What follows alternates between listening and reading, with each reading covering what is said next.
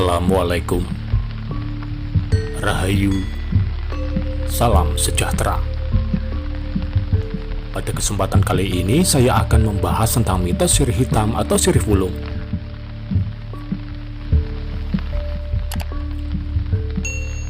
Sirih dikenal sebagai tumbuhan yang memiliki banyak khasiat dan manfaat untuk kesehatan.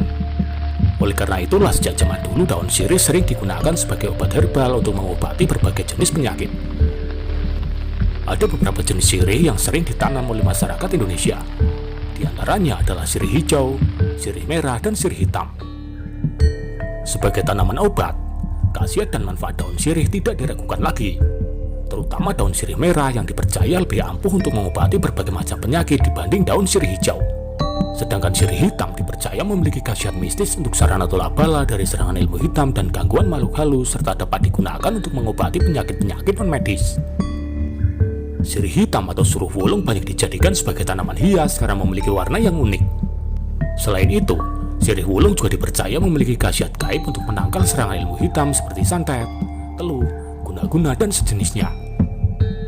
Bagi orang awam, serangan ilmu hitam sangat sulit untuk dideteksi dan bisa datang kapan saja karena kita tidak pernah tahu niat jahat orang lain. Ilmu kuno ini termasuk dalam golongan ilmu hitam karena tujuannya adalah untuk menyakiti atau menghancurkan orang lain. Selain itu, ritual-ritual yang dilakukan biasanya juga sangat menyimpang dan sesat.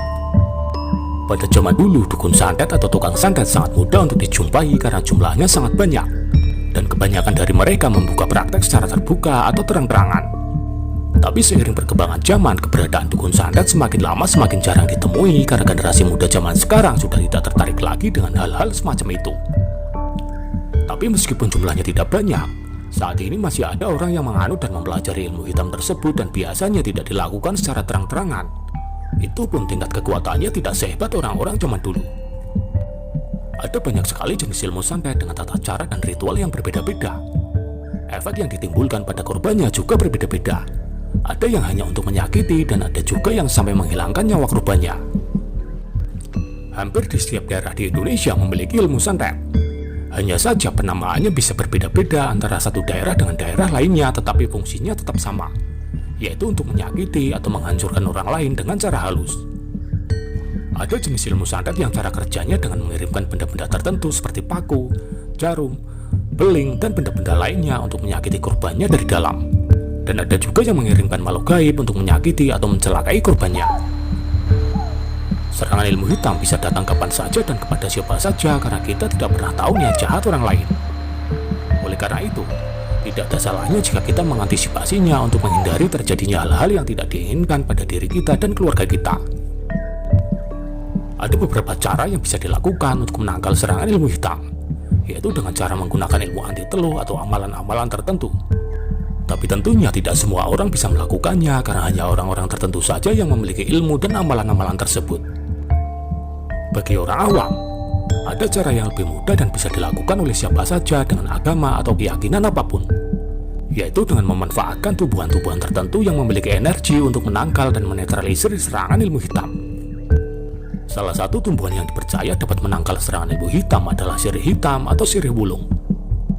Warnanya yang hitam keunguan dalam dunia supranatural adalah simbol aura tertinggi dan yang paling kuat. Unsur-unsur warna ungu atau violetnya dipercaya mampu menetralisir dan bahkan menghempaskan energi negatif yang datang mendekat.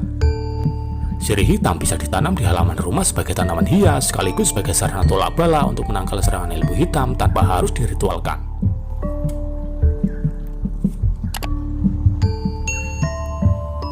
Demikian sedikit informasi tentang mitos khasiat gaib sirih wulung yang dapat saya sampaikan pada video kali ini. Semoga bermanfaat. Terima kasih. Assalamualaikum, Rahayu, salam sejahtera.